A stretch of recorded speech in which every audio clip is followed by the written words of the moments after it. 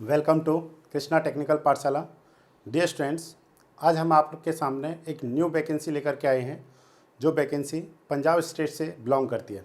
Okay, तो आज हम लोग देख रहे हैं पंजाब गवर्नमेंट का एक अपना प्रोग्राम है जिसे हम लोग बोल रहे हैं घर घर रोजगार वाला।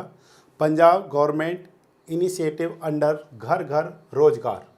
ओके स्टूडेंट्स, तो ये जो पोस्ट निकली है हमारे पास, ये PSTCL में निकली है, Punjab state transmission corporation limited में। ये इलेक्ट्रिसिटी डिपार्टमेंट है, ठीक है, जो वहाँ पे घर घर या जो पूरे स्टेट में क्या करता है, इलेक्ट्रिसिटी को डिस्ट्रीब्यूट का काम करता है, ठीक है। तो उसके अंडर में हमारे पास यहाँ पे बहुत सारा जूनियर इंजीनियर, असिस्टेंट इंजीनियर से रिलेटेड यहाँ पे पोस्ट निकली है। तो देख रहे हैं हम लोग कौन कौन सा है, देखते हैं इसको। ये पब्लिक नोटिस है, Punjab state Transmission Corporation Limited (PSTCL), a power transmission organization of Government of Punjab, is looking for suitable candidates for the various posts on test-based candidate as below. Please इसको आपने थोड़ा सा क्या करना है, ध्यान रखना डियर स्टूडेंट्स। ये हमारे पास क्या है, टेस्ट बेस्ड वैकेंसीज है। ओके, तो इसमें हम लोग देख रहे हैं यहाँ पे डियर स्टूडेंट, जो फर्स्ट हमारे पास है वो है हमारे पास इलेक्ट्रिकल का, ठीक है।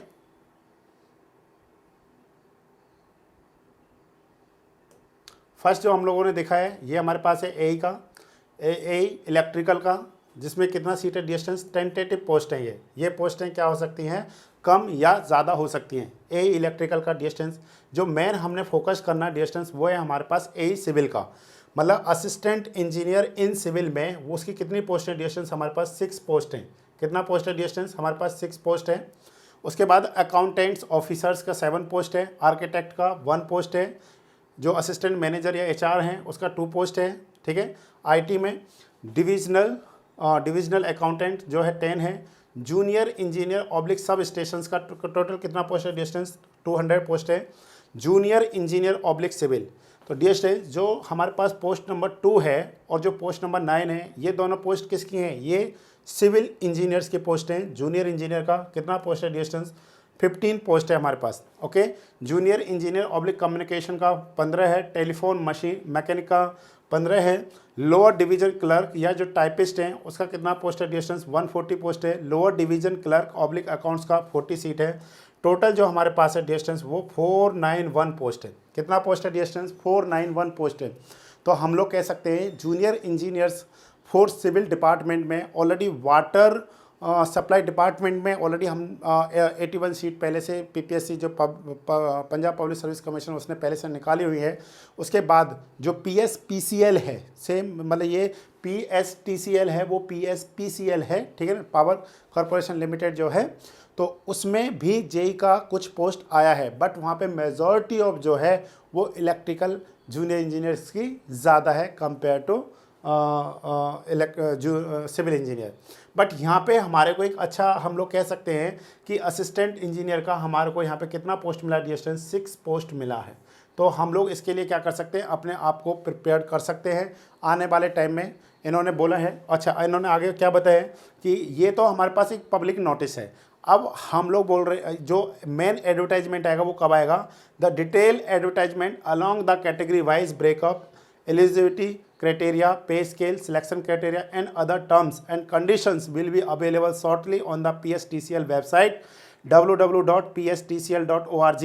Candidates are advised to visit PSTCL website for regular updates. हम लोगों ने रेगुलर अपडेट को देखना है कि वो बहुत ही जल्दी वहाँ पे क्या देने वाले हैं, एडवर्टाइजमेंट देने वाले हैं। उसमें आपको सिलेबस मिलेगा, उसमें एग्ज़ाम का पैटर्न मिलेगा, उसमें कैटेगरी वाइज सीट को क्या करेंगे, डिवाइड करेंगे। जैसे यहाँ पे टोटल उन्होंने बोला है कि 6 असिस्टेंट इंजीनियर के पोस्ट है, बट उन्होंने ये नहीं बताया कि जनरल के लिए कितना है, EWS के लिए कितना, OBC के लिए कितना, SC के लिए कितना, ST के लिए कितना है, या फिर जो और भी हैं उनके लिए कितना पोस्ट है। उसको उन्होंने एडवर्टाइजमेंट में बहुत अच्छे से क्या करना है, डिस्टेंस बता देना है। तो डिस्टेंस हम लोग इसका वेट करेंगे एडवर्टाइजमेंट का। बट ये आपके लिए श्योर है कि आपके लिए असिस्टेंट इंजीनियर का और जूनियर इंजीनियर का पोस्ट आ चुका है पंजाब में। सो प्लीज़ आप अपने आप को क्या कर सकते हैं, जल्दी से जल्दी प्रिपेयर कर सकते हैं और एग्ज़ाम में अच्छे से एग्ज़ाम दे करके अपने आप को क्या कर सकते हैं, सिलेक्ट कर सकते हैं। ओके स्टूडेंट्स, नेक्स्ट जो हमारे पास पोस्ट है वो हम लोग देख रहे हैं यहाँ पे। डियर स्टूडेंट्स, ये नेक्स्ट रिक्रूटमेंट है इंजीनियरिंग डिपार्टमेंट चंडीगढ़ एडमिनिस्ट्रेशन। ये जो चंडीगढ़ में आपको पता है चंडीगढ़ एक यूटी है, वहाँ पे पोस्ट निकली हैं किस में, जूनियर इंजीनियर इन सिविल में, ठीक है। ये हमारे पास अलग है, वो पंजाब से रिलेटेड था, ये चंडीगढ़ का है, इंजीनियरिंग डिपार्टमेंट चंडीगढ़ एडमिनिस्ट्रेशन। तो डियर स्टूडेंट्स, इसमें जो रिक्रूटमेंट नोटिस है उसमें उन्होंने बोला है filling up 42 post of junior engineer civil in the B&R wing of engineering department union territory Chandigarh. तो आपको पता है यूनियन टेरिटरी में आप क्या कर सकते हैं, अपना फॉर्म एप्लीकेबल कर भर सकते हैं, जो बिकॉज चंडीगढ़ जो है कैपिटल ऑफ हरियाणा है एंड पंजाब है, तो हरियाणा के कैंडिडेट्स भी एप्लीकेबल हैं उसमें, पंजाब के कैंडिडेट्स भी एप्लीकेबल है, हिमाचल उत्तराखंड, जो भी मिनिमम क्राइटेरिया है वहाँ पे मेन जो इशू आएगा वो लैंग्वेज का होगा। अब हमने ये देखना है कि वो 10th में क्या मांगते हैं, 10th में वो हिंदी मांगते हैं, 10th में वो पंजाबी मांगते हैं, इसी में से कोई एक होगा या संस्कृत, ठीक है। तो उसके बेसिस पे जब उनका एडवर्टाइजमेंट आएगा, फुल एडवर्टाइजमेंट आएगा साइट पे, तो वहाँ पे हमको क्लियर कट हो जाएगा। बट उन्होंने जो नोटिस दिया है रिक्रूटमेंट नोटिस, यहाँ पे बहुत कुछ चीज़ बता दिया उन्होंने, ठीक है ना। तो इन्होंने बोला है कि जो यहाँ पे पोस्ट हैं डियर स्टूडेंट्स हमारे पास, ठीक है, जो हमारे पास यहाँ पे पोस्ट हैं, जो पोस्ट है डियर स्टूडेंट्स वो हमारे पास यहाँ पे टोटल कितना पोस्ट है, 42 पोस्ट है टोटल। टोटल कितना पोस्ट है डियर स्टूडेंट्स हमारे पास 42 सीट्स हैं, जिसमें जनरल के लिए कितना है 22 सीट्स है, जनरल EWS का कितना 4 है, OBC का कितना 10 है, SC का कितना 06, PWD 02 और ASM का कितना है 05 है। The post under person with disability and ex serviceman will consume the reservation point for any category to which they belong. भी जिस भी कैटेगरी से वो क्या कर रहा है, बिलोंग कर रहा है, तो उसमें उसको क्या मिल जाएगा, रिजर्वेशन मिल जाएगा, ठीक है। कैटेगरी ये इन्होंने बता रखा है कि किसका क्या वो है। नेक्स्ट देख रहे हैं डियर स्टूडेंट्स हम लोग एसेंशियल क्वालिफिकेशन। सबसे इंपॉर्टेंट पॉइंट डियर स्टूडेंट्स वो हमारे पास है एसेंशियल क्वालिफिकेशन क्या है।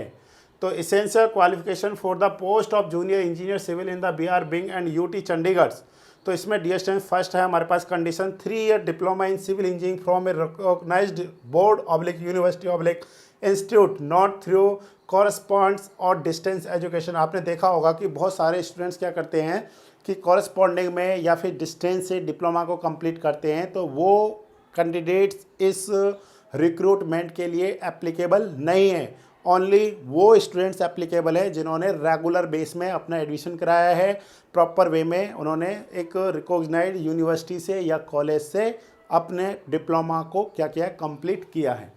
नेक्स्ट डियर स्टूडेंट सेकंड है हमारे पास, ये सेकंड मतलब पहला क्या उसके पास 3 ईयर डिप्लोमा होना चाहिए, दूसरा उसके पास क्या होना चाहिए, certificate of ICT skill course, मतलब course on computer concepts 80 hour from a government recognised institution, जो गवर्नमेंट ने रिकॉग्नाइज कर रखे हैं ICT स्किल्स को डेवलपमेंट करने के लिए 80 आवर का मतलब 80 घंटे का आपके पास सर्टिफिकेट होना चाहिए मिनिमम, ओके।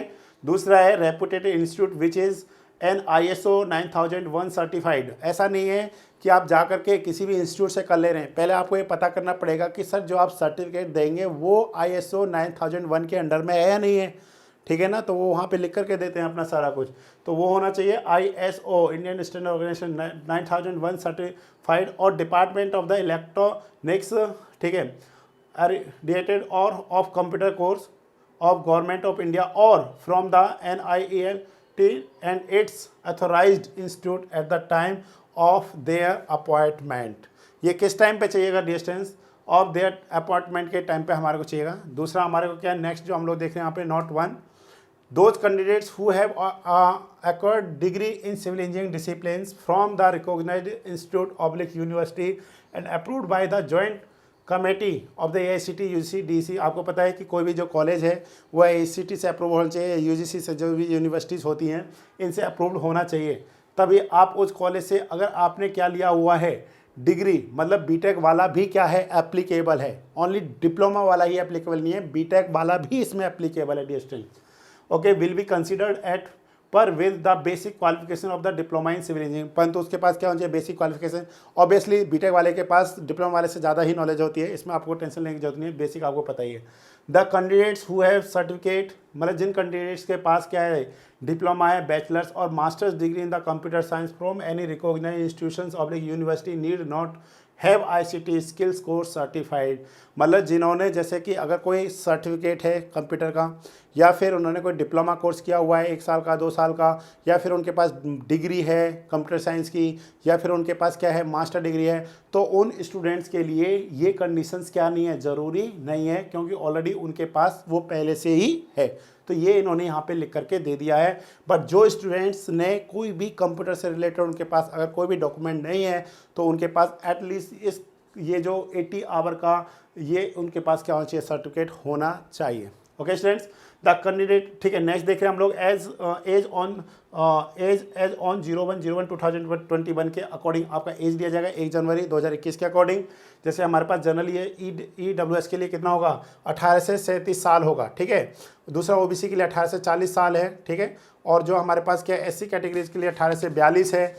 और जो हमारे पास person with benchmark disabilities PWD category में जो आते हैं उनके लिए 18 से 47 ईयर्स तक का है, ठीक है। एक्स सर्विस मैन, ये सारा हमारे को यहाँ पे दे रखा है। और हम लोग देख लेते हैं कुछ एक्स्ट्रा चीज़ है तो, और एक्स्ट्रा नहीं है अभी। नेक्स्ट देख रहे हैं डियर स्टूडेंट्स, जो मेन पॉइंट है हमारे पास वो हम लोग आ रहे हैं अपने यहाँ पे mode of selection. Dear students, सबसे इंपॉर्टेंट जो पॉइंट है हमारे पास वो यही है मोड ऑफ सिलेक्शन का, कि हमारे को जो सिलेक्शन लेना है उसके क्या क्या प्रोसीजर्स है। प्लीज़ आपको इसको थोड़ा सा क्या करना पड़ेगा, फॉलो करना पड़ेगा, ठीक है। तो देखते हैं हम लोग। Written test consisting of multiple choice question will be conducted as under. आपका क्या होगा, एक रिटर्न जो टेस्ट होगा डियर स्टूडेंट्स, जो आपका क्या है रिटर्न टेस्ट, ठीक है। रिटर्न टेस्ट होगा, उसमें जो क्वेश्चंस आएंगे वो कैसे क्वेश्चन होंगे, MCQs क्वेश्चन होंगे डियर स्टूडेंट्स। कैसे क्वेश्चंस होंगे, MCQs questions will be conducted candidate, ठीक है। One objective written test consisting 2 parts, part 1 and part 2 of multiple choice questions will be conducted. Candidates will be selected on the basis of total marks obtained in the test। मतलब जो वो total marks लेकर के आएगा उसके basis पे होगा। Qualifying marks for each part 1 and part 2 will be 40% for SC category. जो भी SC कैटेगरी से या फिर ST कैटेगरी से आते हैं उन लोगों के लिए हर पार्ट में, पार्ट 1 एंड पार्ट 2 में 40% मार्क्स क्या होने चाहिए, अदरवाइज उसका सिलेक्शन नहीं होगा। ऐसे नहीं है कि सर मैंने इसमें कम ले लिए इसमें ज़्यादा ले लिए, तो बात नहीं बन पाएगी, ठीक है ना। Part 1 and part 2। देखिए दूसरा हमारे पास क्या है, 40% for SC category and 45% of the other categories. No interview will be conducted and there will be negative marking of 0.25 marks for each wrong answer.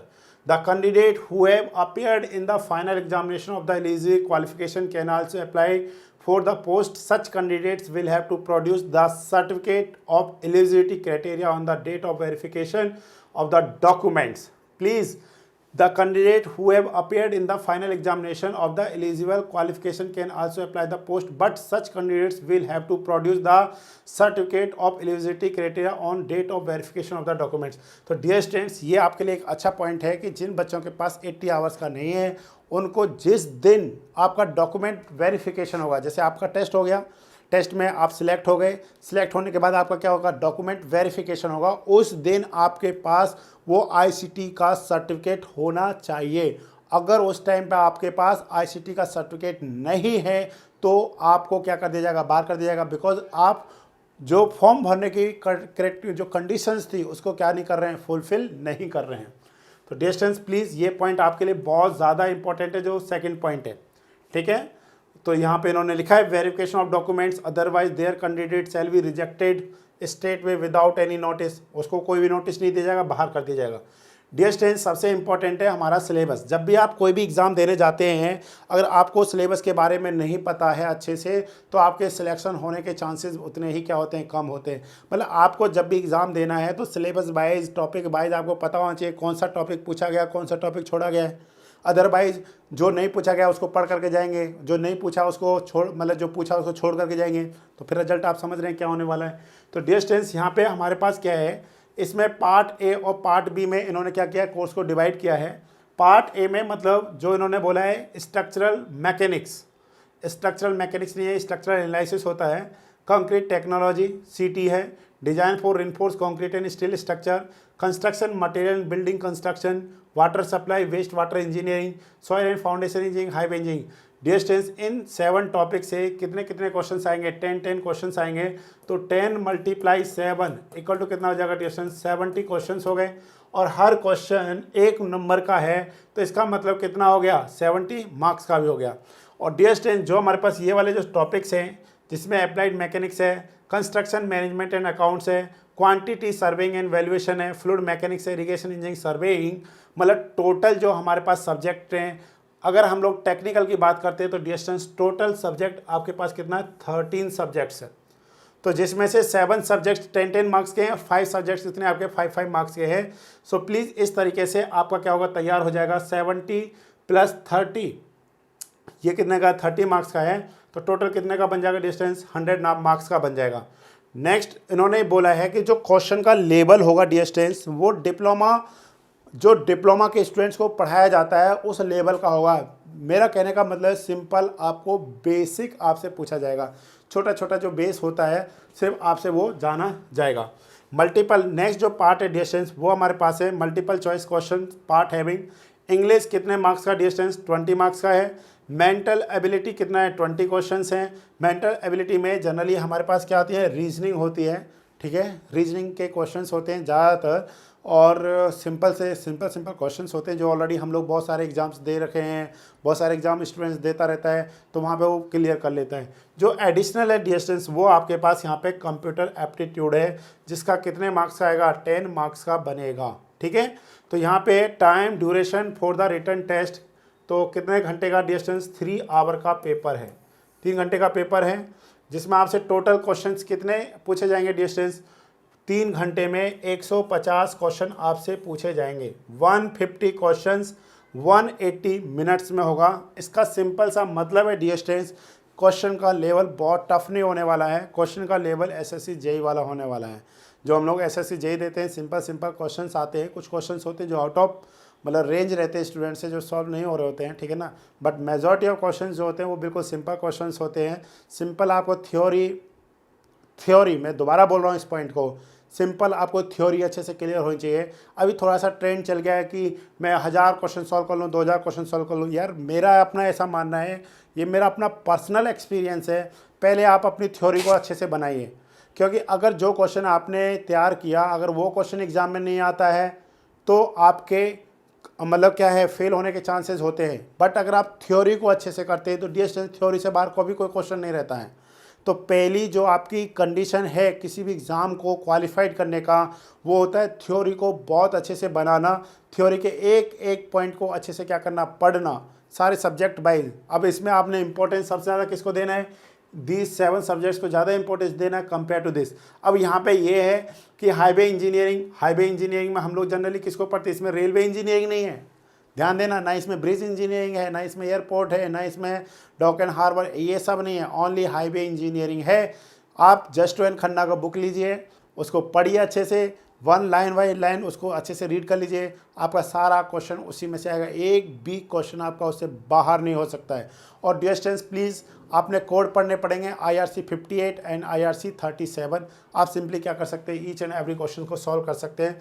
जिसको सॉइल एंड फाउंडेशन इंजीनियरिंग करना है distance, अगर उसको बुक पढ़ना है तो गोपाल रंजन का book उसको पढ़ना चाहिए, गोपाल रंजन का बुक या KR अरोड़ा साहब का बुक पढ़ना चाहिए। डेफिनेटली उसको बिल्कुल क्वेश्चंस क्लियर हो जाएंगे, each and every questions clear हो जाएंगे।